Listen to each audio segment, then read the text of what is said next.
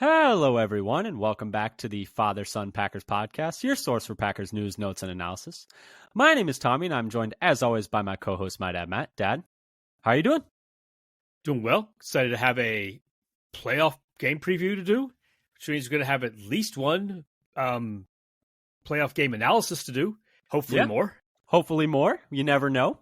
But we are here to preview the upcoming matchup between the Packers and the Cowboys on Sunday. Exciting stuff. Always down for more weeks of Packers football. Football season is too short as it is, so we will take as much extra as we can get. Whether that's just this playoff game or, 4 more playoff games, you never know. Either way, we will be here with you doing episodes along the way. And either way, we'll be doing an episode a week the entire offseason as well, talking about, Packers hirings, firings, evaluations of how the season went, the draft. We go super in depth on the draft here. We love to talk about it. It's actually probably our favorite part of the NFL season. So, don't turn that dial, even if this ends up being the last Packers game, which, hopefully it isn't. But we will still be here doing an episode every week, so come hang out with us. But yeah, like we said, we are here today to preview this upcoming Packers-Cowboys game. Before we do, though, just wanted to pitch a couple of things. If you like what you hear here today, come give us a follow on Twitter at FatherSonPacker. We tweet out when we have new episodes out, articles that we find interesting, videos that we find interesting, pieces of stats that we find when we're researching for these podcasts. Then, Packers news, whether that's injury reports, roster moves, stuff like that, one-stop shop and everything Titletown. So yeah, come give us a follow on Twitter at FatherSonPacker, and then subscribe to us on your podcast platform of choice, whether that's Apple Podcasts, Google Podcasts, Spotify. We even put all our episodes out on YouTube as well if you want to check us out there. So yeah, come check us out. But Dad, let's start talking about Packers Cowboys. Before we get into any of the details, though, how you feeling? Packers are in the playoffs. Youngest team to maybe ever make the playoffs, depending on how you want to count it. Definitely the youngest since the 70s. Youngest team in the league. We're kind of playing with house money, so I'm really excited. I'm sure when it comes time to game time, I'm going to be really fired up and anxious and annoyed. But for right now, I'm just excited. Sometimes it's hard to remember that house money thing in the midst of the game, but it's just nice to be here in a lot of ways, and nice to get the experience that young players are learning how to win in their first or second year, and not have to suffer through bad seasons and try to figure out things how to win. Yeah. Because learning how to win for a young team is actually important, I think, for building for the next year. So it's really exciting that we were able to do that from the start for Jordan Love. Yeah. And get, some experience there. So, because I think that's the big thing is, go in there. Let's play a good game, continue the positive momentum into this next year, win or loss. I think that's the biggest thing is continuing positive momentum regardless of the result. But Dad, let's start talking about this game, and let's start off with, unfortunately the worst part, which is the injury report. Now, we are recording Thursday night, January 11th, so we don't have the official designations for any players out yet, but we do have practice reports, and I believe we got this practice report from Tom Silverstein. So Dad, take it away on the injury report. Right. So I'll just kind of group the players into a couple different buckets, whether they were, DNPs, did not participate all week, or limited all week, or not. The players who are full participation, I'm not really going to talk about now. And without the game, it's kind of similar to what we do if we had the game statuses, where the players are questionable, out, doubtful, whatever. So for the Packers, there are 3 players who are DNP on Thursday. Dillon, who has that thumb injury plus the stinger. They're calling it a neck injury, but I presume it's still the stinger. Jenkins was out with a knee/ankle, but he's had 1 or more DNPs for at least 6 weeks in a row now. So that doesn't worry me too much. But the big one is Jair with a new ankle injury that happened reportedly during a jog through yesterday when he stepped on somebody else's foot and turned the ankle. Yeah, that's just the worst luck for him. Mm-hmm. It's the worst luck for him because the second time is a weird freak injury. Earlier in the season, he got ran into by a scout team tight end and hurt his back. And then this turn an ankle on a jog through on a teammate's foot just sucks. Although Matt Schneidman of The Athletic did report today on Twitter that they saw him and he didn't have a boot on or didn't have a noticeable limp. So that is at least some good news. It's maybe not as bad as it could be, but still his status for Sunday is in doubt, and we're going to have to keep an eye on that going forward. Beyond that, though, Dad, other Packers injury-related stuff. Well, so for the game, for the Cowboys, their DNP, that wasn't vet rest, because they got a bunch of offensive linemen and other players who are getting DNPs, but they're just call it not an injury related, just vet rest. But Stephon Gilmore did not participate in practice Wednesday, but was limited on Thursday. So he seems to be trending in the right direction for them. Maybe not for the Packers, but for the Cowboys. And then for their limited players, the Cowboys had two players, defensive tackle Jonathan Hankins and guard Tyler Smith, who were limited both days with an ankle and a foot, respectively. Green Bay, on the other hand, had 7 players who've been limited both days. Well, if we could just go back to the Cowboys DNPs really quick, because there is one thing that I found interesting about one of those guys that was listed, vet rest, and that was Zach Martin, who's like their star right guard, probably their best offensive lineman, going to the Hall of Fame, et cetera, et cetera. He's listed DNP vet rest, but he also did not play in the last game. So I do think that is something at least to keep an eye on, that he was not active last game. But yeah, just wanted to point that out. I think it was illness, you said. I think we were talking about this earlier, but just something that I wanted to tack on there because I do think his is maybe a little different than your standard vet rest would be. Yeah, it could be that there's something else in there that they're, obfuscating. I was literally going to say obfuscating. Yes, perfect. But yes, oxidizing. Great, yes, great minds think alike. Something in there that they're oscillating. But anyway, yeah. Sorry, go ahead with the rest of the injury report though. I just wanted to note that. Yeah. So for their DBs, so then you get to all the various limiteds where you have Dobbs with a chest, Jones with a knee and finger injury, McDuffie with a concussion and a neck injury, Owens with a knee, Slayton with a knee and a foot, Preston with a knee, listed with a knee, and Watson with the hamstring we're trying to come back with for a while. So those were all the players for the Packers who are limited both Wednesday and Thursday. Now for Jones, Owens, and Slayton, this is the same way that last week went, and all 3 of them played. And also, I think it's likely that Preston is going to play based on what happened with him last week. And based on the fact that he's missed 1 game in his entire career, yeah. Which is just a stunning statistic. Yeah, and Preston, McDuffie, and Watson, this is all more participation than they had last week, though we still have a day to go. So we'll see how it goes. So yeah, for Watson, the day he missed was Friday last week. Yeah, but for Preston, I think it is, yes, it's more than he practiced last week. Last week was the ankle, though, and this week he's listed with a knee, so it is a slightly different injury. That's just something that catches my eye. But yeah, no, I think it is. I'm more optimistic about them. And then Dobbs, he mentioned, he didn't want to talk about the nature of his injury when asked about it. I think Rob Domofsky had that of ESPN on Twitter. But yeah, I mean, the Packers, anytime you spend time in the hospital, yeah. Yeah, plus like the Packers guard injuries, like state secrets. But yeah, it was. I don't think we'll ever hear exactly what that is because, it doesn't seem to be a collapsed lung because he would be back already. Some kind of bruise, sting, coughing up blood. Yeah, bruised organ of some kind, something nasty, I bet. And during the game, also last week was Luke Musgrave. Speaking of like weird bruised internal injuries in organs, Musgrave's first action since he lacerated his kidney. And he said the plan was for him to get a catch in and get hit and see how it felt. So hopefully they didn't like throw him. I was going to say ball over the middle. Mission accomplished. See how the kidney holds up.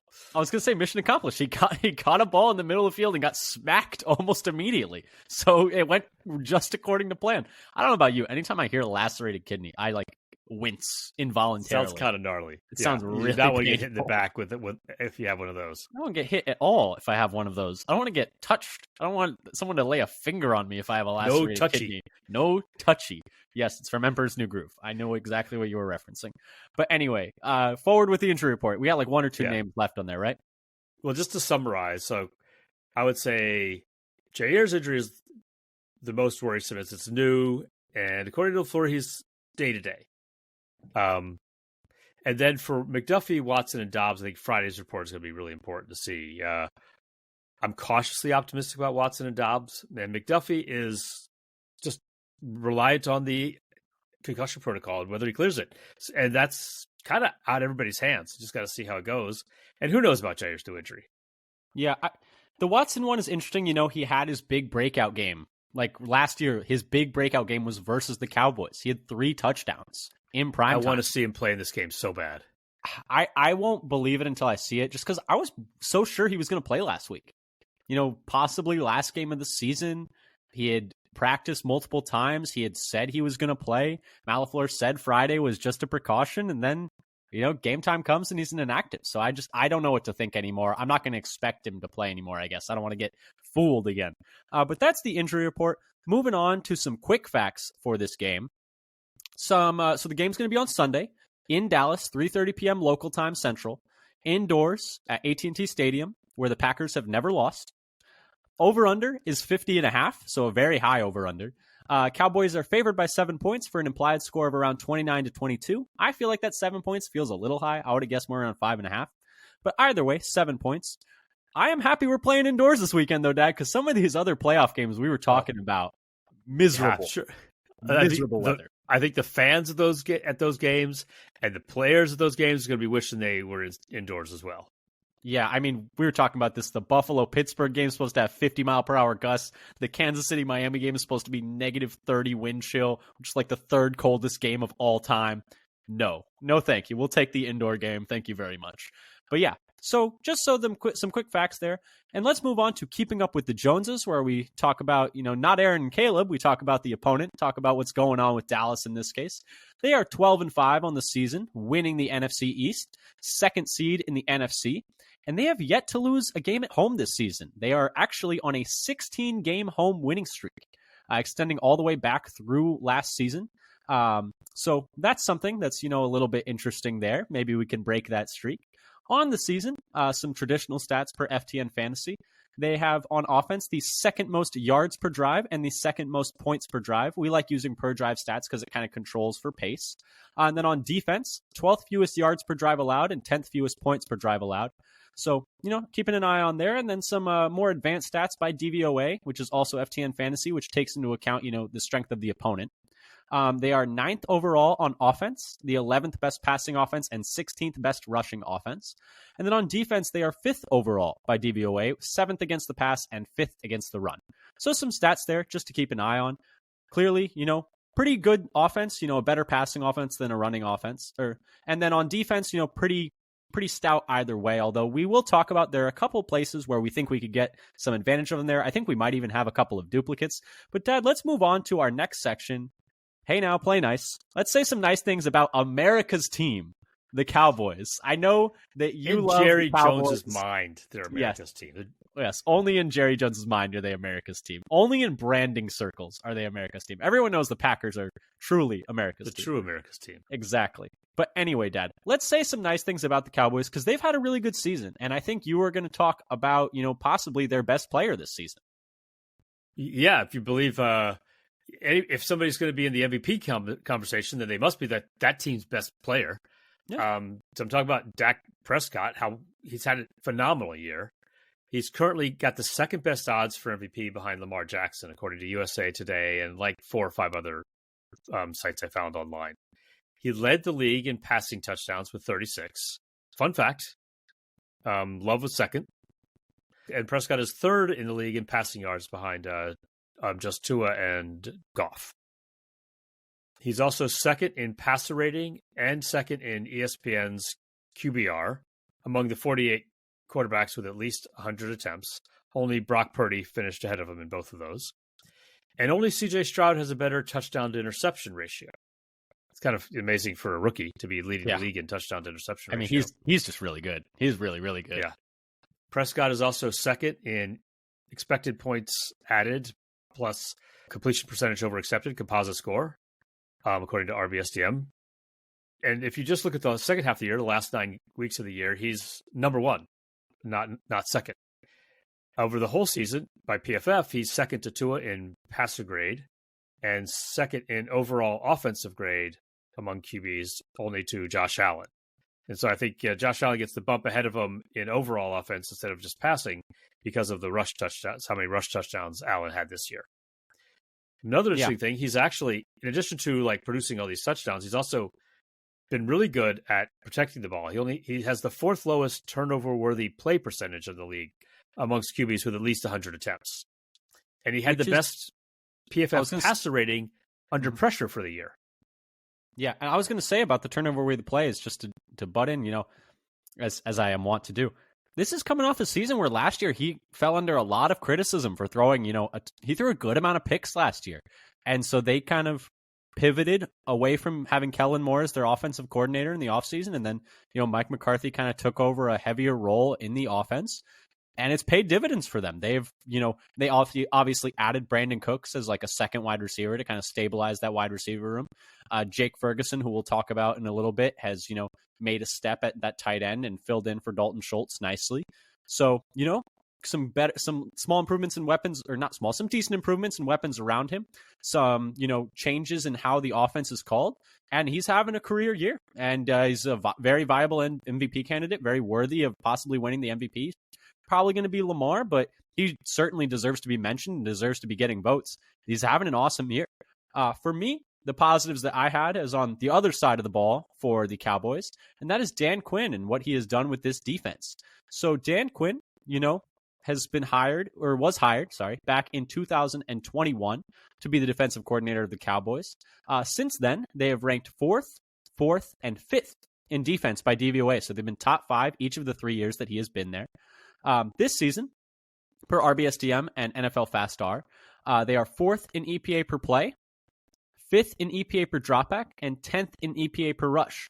Per PFF, they have the 4th most pressures in the league. It's kind of, heightened by probably who a lot of people would say is their, fully best or most talented player on the roster, and that's Micah Parsons. And then some other fun stats. They have only allowed 2 100-yard receivers this season. DK Metcalf and Curtis Samuel, surprisingly, especially surprising. One of these things are not like it's not like the others, and especially considering they played against Tyreek, they played against AJ Brown, Devontae Smith, all host of I think look at their also schedule. Like Debo and Ayuk too, right? Yeah, exactly. So they've played against a lot of people, but only allowed 200-yard receivers this season per NFL Fast Star, which is tied for the fewest in the league this season for any team. And then they have only allowed 100-yard rusher this season. That was James Cook, which is tied for the second fewest in the league, although there are 9 teams tied with only allowing 100-yard rusher on the season. So, yeah, defense has been very good for them, has been very good under Dan Quinn in general. He's a very good defensive coordinator. He's getting a lot of head coaching looks now. It seems like a lot of people are chattering about, him possibly taking that Seattle job. Maybe some of his focus will be on, interviewing for that Seattle job. You never know. Maybe he'll take his eye off the ball a little bit. But yeah, it's just something I was thinking about. Think about your future. Think about your future all week. And, Dan Quinn is someone that Matt LaFleur has a lot of respect for as well. They asked him about it. Matt LaFleur was the quarterback's coach in Atlanta when Dan Quinn was the head coach there. So there's some relationship already there. But yeah, so Dan Quinn, that defense, that was what I had nice to say. But Dad, let's move on to our next section. Let's talk about maybe some things that we're nervous about when it comes to how the Cowboys specifically match up against Green Bay. Because I think there are some things there where it's like, ooh, it might be a little tough.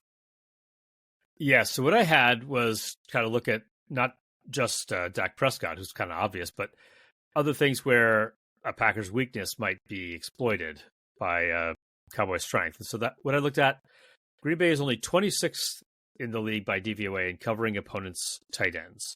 And Jake Ferguson has had a decent year. He's been in the top 10 amongst tight ends in yards, receptions, touchdowns, yards after the catch per reception, and PFF receiving grade. So Wisconsin's own Jake Ferguson, own. Barry Alvarez's grandson, member the godfather of Familia. Exactly, the godfather of Wisconsin football himself, Barry Alvarez. That's his grandson, Jake Ferguson, which just wanted to throw in there. Yeah, and so of the players that you might be expecting to cover tight ends for Green Bay, the linebackers and safeties, only Rudy Ford has had an above-average PFF coverage grade on the season. And he's not playing this weekend. And he went to IR. And he's not eligible to come back yet. So that's less than ideal. We were hoping to have a little bit. We weren't expecting, elite play from the safeties this year to kind of cobble things together. And plus, we've had players missing time like Savage, and I think we've also been hurt by players playing hurt at both safety and linebacker like Walker and Campbell. Yeah, and some down years here. Even when McDuffie has played, I think McDuffie is better against the run than he is against the pass. I don't think he's particularly good in coverage. I think more about his best trait is like he has a knack for filling the hole in the run game. But I don't think coverage. I think he does well sideline to sideline. Like he has the athleticism to possibly be good in coverage. It's just he's never seems to really be in the right spot. But it is what it is. He's a replacement level linebacker. I think he's played well when he's gotten run. It's just there are limitations there. But yeah, definitely a a hole in the Packers defense there that I was also going to talk about, because I was also going to talk about the middle of the Packers defense when it came to defending Ceedee Lamb. So I'm a little nervous about this, and it was kind of inspired by some stats from Mina Kimes' podcast. She was talking about how the Packers have the worst passer rating allowed and worst yards per attempt allowed in the NFL versus slants this season. So, if you work never for like to hear the word worst applied to your team in anything. And not for two different stats for the same thing. That's always extra bad, because it's not like, one stat can be kind of noisy. No, you get 2 to 3 stats where it's like, yeah, you're really bad at this, probably really bad at this. And the people at ESPN always have like more detailed stats than I could ever have in terms of like what type of route, like paying extra for True Media and stuff like that. But yeah, I was looking at this at NFL Fast R though, and they have, pass location, left, right, or middle. I believe they define it by the hashes. The Packers have struggled to guard the middle of the field, like you were saying. Per NFL Fast R, they are 28th in yards per attempt, yards per target to the middle of the field, and 29th in EPA per target to the middle of the field. So pretty bad. 2 stats saying you're pretty bad to the middle of the field once again. And then per FTN Fantasy, they are 5th worst by DVOA. Now remember, that takes into account strength of competition at defending the deep middle of the field. Dak Prescott, right now, amongst 31 quarterbacks with at least 50 attempts to the middle of the field, this is per NFL Fast R as well, has the 10th highest yards per attempt to the middle of the field and the 7th highest EPA per attempt to the middle of the field. So he's attacking the middle of the field really well as well. And then Ceedee Lamb is, also dicing up the middle of the field. In some ways, this is like a bit of like, okay, if the quarterback's doing really well to the middle of the field, his receivers are going to do really well to the middle of the field. And that's a fair argument. But Ceedee Lamb still ranks very well attacking the middle of the field. 7th most targets to the middle of the field, 18th in yards per target, and 5th in EPA per target to the middle of the field. They're dicing up where the Packers are the worst. And Ceedee Lamb is their scariest receiver. I mean, he has really elevated, I would say, from a guy I would consider to be like around, borderline top 10 wide receiver in the league to, I would say, firmly top 5 wide receiver in the league this year. At times, he is their entire offense. He can dominate an entire game. He works a good amount out of the slot. They move him around quite a bit. So Packers are going to need to be giving him some extra thought, and I'm a little scared about the middle of the field. I'm a little worried about what's going to happen if Jair can't go. Yeah. I mean, we don't generally have Jair travel that much as is, and we're playing a good amount of zone, but it's still a little scary. I don't think we cover the middle of the field well, and they attack the middle of the field great was what all those numbers were. That was the point of all that, big word dump of numbers on you is I'm scared about Ceedee Lamb in the middle of the field. Statistical word salad. Yeah, and you were talking about Jake Ferguson attacks the middle of the field well, too. So, just in general, middle of the field, a little scary. But let's move on to our next segment, Dad. Exploitable weaknesses of the Cowboys. It's not all dark clouds and rainstorms. There are ways the Packers have advantages in this game as well. And we're going to talk about a few of those here. Dad, what did you have there? So, despite we were talking about how well the Cowboys have been playing this year, over the last 4 weeks, Cowboys are only 26th in dropback success rate, suggesting, on defense, that they are more vulnerable on D than earlier in the season. This also coincides with Love being number 1 in the league over the last 4 weeks in EPA plus completion percentage over expected in the league. In particular, kind of similar to the Packers, the Cowboys' weakest area of the field in coverage is the middle, where they are 24th by DVOA on the season, and 29th in the deep middle. So I think was that even worse than the Packers, where they like the 7th worst or something. So the Cowboys in the deep middle are the 4th worst. And Love's 3 best passing areas of the field by PFF grade are deep center, short center, and intermediate center in that order. So Love's best area of the field, deep center, is right where the Cowboys have their weakest coverage. Hey, if Luke Musgrave wants to make his return to attacking the seam in this game after getting hurt, dinged up a little, well, not dinged up, after, finally getting hit. Dinged up. Let's call a lacerated kidney dinged up. Woo! Yeah, man, I know, right? But my point, I hate to hear what you call a serious injury. Yeah, but main point was, he got hit last week. He felt some contact. He's ready to, take a little more. Let's see him attacking that seam a little bit. But no, yeah, it's a good point. Yeah, they were 4th worst and we were 5th worst by DVOA defending the middle of the field. So, we can attack there. they're, like we said, this defense is quite good. It has some holes. And that's actually what I was going to talk about as well.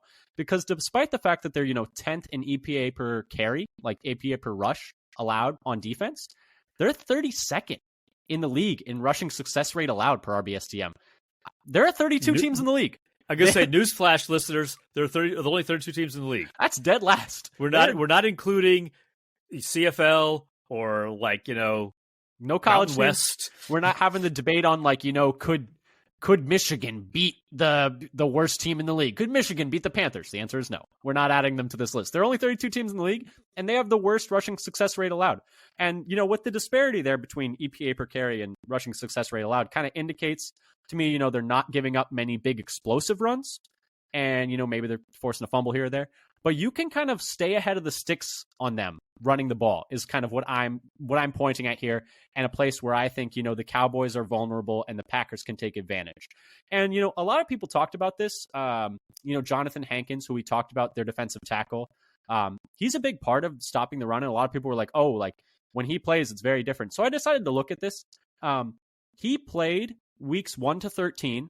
And then did not play weeks 15 to 17. He got knocked out of their game in week 14. And then week 18, I didn't count because, he was just coming back. But weeks 1 to 13 with him, they were 30th in rushing success rate. In weeks 15 to 17 without him, they were 31st in rushing success rate. So with or without him, they were still poor against running games in terms of getting negative plays consistently. And, they'll get a negative play here or there. That's part of what that EPA per rush, being so high is. But generally, you'll be able to get 4 yards on first down or 60, and then another 4 yards on second down and stay ahead of the chains that way and not end up in these horrible situations on, third and long where you're going to have to drop back pass with Micah Parsons ripping around the end and then DeMarcus Lawrence on the other end and Osi Odigizua in the middle. They have some fearsome pass rushers, and so you don't want to end up in a scenario where you have to be doing drop back pass a lot. That's why I think, not letting this game get to a point where you're playing from behind is going to be important. But being able to run the ball and churn out those yards and stay ahead of the sticks and convert on third and shorts, et cetera, et cetera, et cetera, is doable against this team, as evidenced by that, low success or high success rate allowed. And so that's where I think they are vulnerable, and that's where I think the Packers can attack, specifically with Aaron Jones, which I will talk about later because I have some very fun stats in terms of how he's matched up with the Cowboys in his career. Dad, anything you wanted to tack on there in terms of some exploitable weaknesses of the Cowboys, or do you want to talk about what you hope the Packers do? Because I think you have something on Aaron Jones as well. Right. So we'll just kind of bridge what from one to the other, where what I would like them to do is give Aaron Jones as many carries as they can. So as you mentioned, that despite having an overall elite EPA per play on defense, their defensive rush success rate isn't so good, suggesting that teams could stay on schedule. And so I want to see them stay on schedule by giving the ball to Aaron Jones so they don't get into must pass situations. And Green Bay's rush success rate on offense over the last 6 weeks is second best in the league. So we're That's actually what happens when you run for 100 yards a game, 3 straight games. Let's go, Aaron Jones. Yeah, as opposed to how bad we were in the beginning of the year. So now you actually feel like, and we play, the Raiders have the worst run defense in the league. We'll get right against them. No. Nope. But now we are. Now we've figured things out. I think we're getting more push at the line of scrimmage. We're actually moving defenders out of field, opening lanes. And Aaron Jones also has a knack for squeezing through these tiny little openings. And last game was he stopped the line of scrimmage. Oh, wait, no, he popped out the other side. How is he still on his feet? Yeah. It's incredible how well, his contact balance is otherworldly for his size. Yeah. And then most of, for example, the Cowboys defensive line rate poorly in PFF run grade, except for Osa Odigizua, as you mentioned, who's a good pass rusher and also probably their best interior run defender.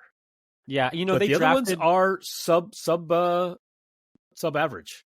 Yeah, they drafted Mozzie Smith in the first round this past year. I guess he has not been super impactful from what I have heard. I can't say I've really heavily sat down and watched his tape in Dallas so far, but people I trust have said, he hasn't been super impactful for them yet. So that's at least something going for us. I'm going to talk about Aaron Jones when we talk about our players to watch and specifically how he's played against Dallas because there's some fun stats there. But I definitely agree on Aaron Jones. Would have said that if you had not already. Mine, though, is give Micah Parsons extra attention. He's the type of game wrecker and really take over a game, a la Max Crosby in Week 5. We saw him pretty much single-handedly wreck the Packers' entire game plan.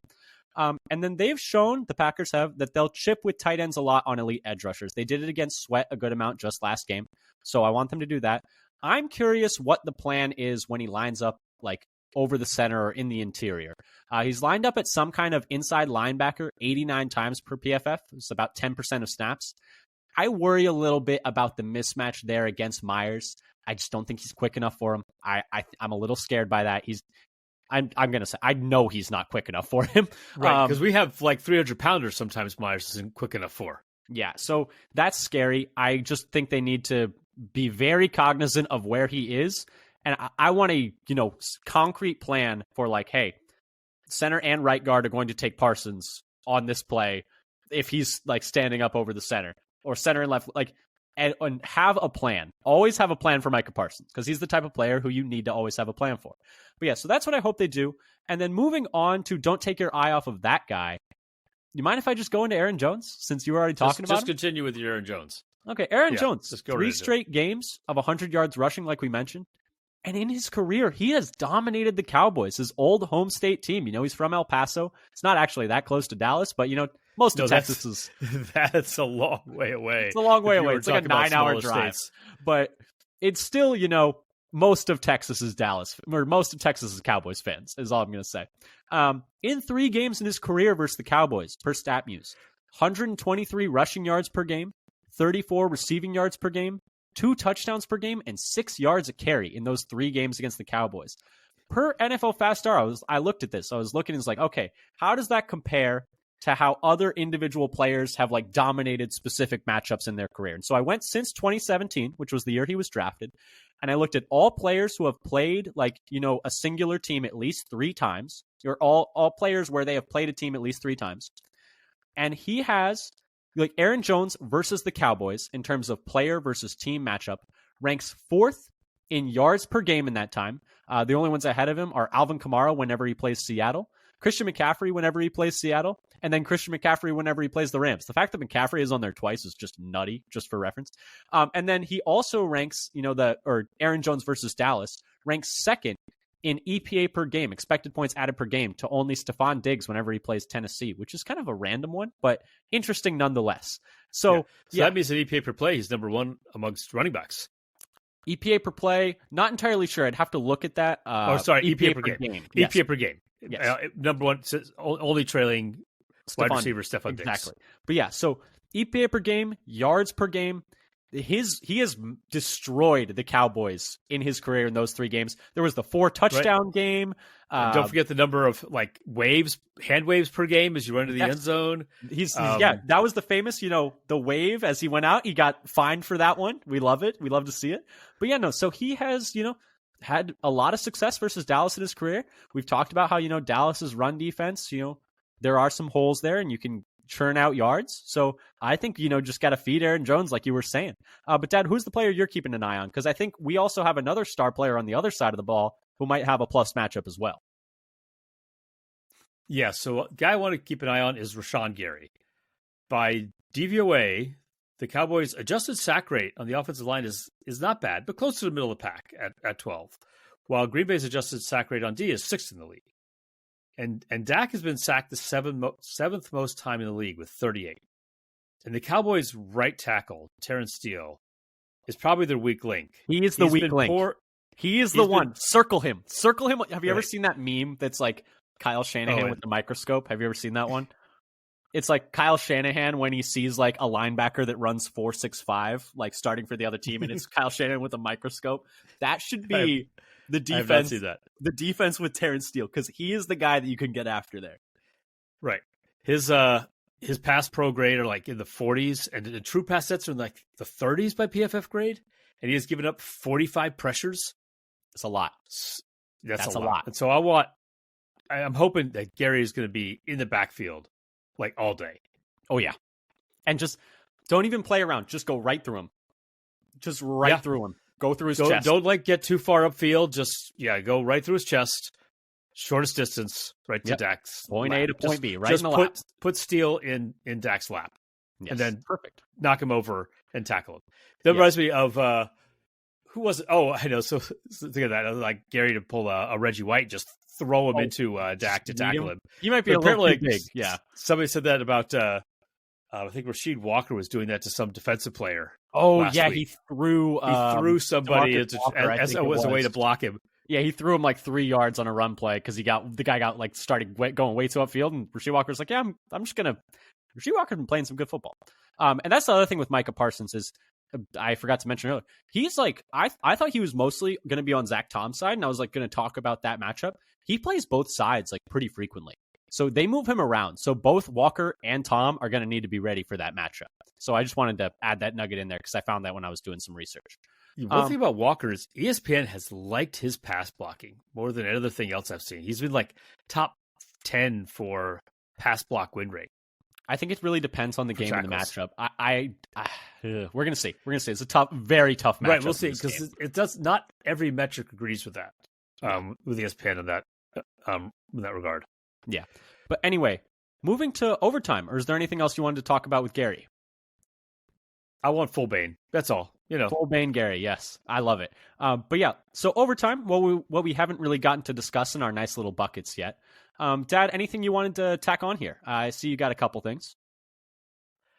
Yeah, so Micah Parsons, we mentioned already, he's number 1 in the league in, speaking of ESPN's pass rush win rate. And he's second in PFF's pass rush grade, and is 7th in the league in sacks with 14. I guess official league totals as opposed to, I think, PFF, which doesn't do the half sack thing, has it with 16. So as you mentioned, it's like possibility of him just wrecking the game and being in the backfield, and he could be lining up all over, getting into his speed. Hopefully they have a plan and chip him. His ability, have a back ready to pick him up on passing outs, but hopefully like they're in 3rd and 2, or don't even get to 3rd down over and over again. But his ability to, and that's another reason they need to keep the run game up so they can get. I know you don't necessarily need to run the ball well to have effective play action, but it certainly doesn't hurt. So I'm going to say, but his ability to like cross a lineman's face is like so fast. It's otherworldly. When you watch like just the clip of like slow-mo of him one-on-one versus a tackle, he'll go from like on the left side of their body all the way to the right, like in a blink of an eye. And that's a little frightening. So just something I'm keeping an eye on there. Dad, you had another one though. I had another little fun factoid that I came across while I was looking for data this game. And I was actually trying to figure out stuff about Jake Ferguson and the Cowboys tight ends when I noticed that for the season, Tucker Kraft is tied for the lead among all tight ends in the league for the season in yards after catch per reception at 7.5, tied with David Njoku. It's all those hurdles. It's all those hurdles to the nuts. Those hurdles, right? He's sacrificing his nether regions for some yak. And if you throw in the wide receivers as well, he's still third in the league of wide receivers and tight ends in yak per reception, behind only Deebo Samuel and Rashee Rice. Mm-hmm. Guys who are getting, and those really are guys playing well in the last like 4 or 5 weeks. And those are guys who get like schemed up. They get screens. Those guys are getting screens, and they don't really run screens to Tucker Kraft. And Tucker Kraft, the Cowboys took a tight end over you in the draft. Doesn't that make you mad? Doesn't it make you mad they took? You want to run over somebody? Doesn't it make you mad they took Luke Schoonmaker over you and you fell to the third round? I was so happy when I saw them take Schoonmaker and left Kraft, hoping that we'd still be able to pick him up. I mean, I didn't expect us to take a second tight end at that point, but I'm happy we did because, I at the time kind of liked Kraft a little more than Musgrave. I've come to like Musgrave more. I think they can both be great players. And, was it only second pair of tight ends ever to have 300 plus yards and X amount of, and like a touchdown, I think it was, or something like that, or a number of receptions. And we won't say what the other pair was because it's not important. But anyway, the things that I wanted to talk about in overtime were some weird Dallas defensive stats that I found when I was researching. They've allowed 5 different players with at least 10 carries to go for over 5 yards a carry. That's 13th amongst teams. So kind of middle of the pack there in terms of letting running backs be efficient. They're only 22nd overall in success rate, despite being 4th in EPA per play. We talked about their rushing success rate, but their overall success rate isn't great either. Kind of makes me think, you can maybe dink and dunk them down the field. So something I'm keeping my eye on there. Tony Pollard, something I wanted to talk about, having a bit of a down year. We know the Packers' run defense is not that good, but he's only averaging 4 yards a carry flat, 4.0, after averaging 5.2 and 5.5 the previous 2 seasons. Not great. He's also averaging 5 fewer receiving yards per game, down to 18 versus 23 last year, despite averaging about a half a target more per game. So they're trying to use him more in the pass game, and it's not really yielding that great results. He's really having a down year after being, given the keys to be an RB1 in that backfield. Jake Ferguson, like you said, mentioned how Ceedee Lamb was 5th in EPA per target to the middle of the field amongst receivers with at least 10 targets. Ferguson is 12th, so keep that in mind. And then Brandon Aubrey, their rookie kicker, had literally not missed a single kick all season until last week. He had a 32-yarder block and then missed a 36-yarder. I missed this, that he had essentially two misses. And so, rookie kicker, a lot of pressure at home, just had your first few misses last week. Start to maybe second guess. Think about those. Just think about those all week. Just start to think about them. Just don't think too hard, about the fact that you already missed a 36-yarder just last week after having a 32-yarder blocked. Just, putting that in the ether out there. I just wanted to mention it. But yes, so those are some things I just wanted to tack on there, some things I found when I was doing some research. But Dad, let's move on to the bottom line. Let's start with the Cowboys. The Cowboys win if blank. The Dallas pass rushers wrecked the Green Bay offense. I think Green Bay is going to, need to score a lot to keep up. And this pass rush versus pass blocking, Dallas against Green Bay, is a case of strength versus strength, with Dallas number 1 by ESPN's pass rush win rate and Green Bay number 2 by ESPN's pass block win rate. Although by DVOA, if you look at another measurement, the numbers look more in Green Bay's favor, being 5th in adjusted sack rate given up on offense to Dallas's adjusted sack rate ranking of 18th on defense. But if their top pass rushers like Parsons run wild, it'll be a long day. Yes. Like, Micah Parsons, DeMarcus Lawrence, Osa Odigizua, like, these guys can take over games. I said the Cowboys win if the Packers can't run the ball.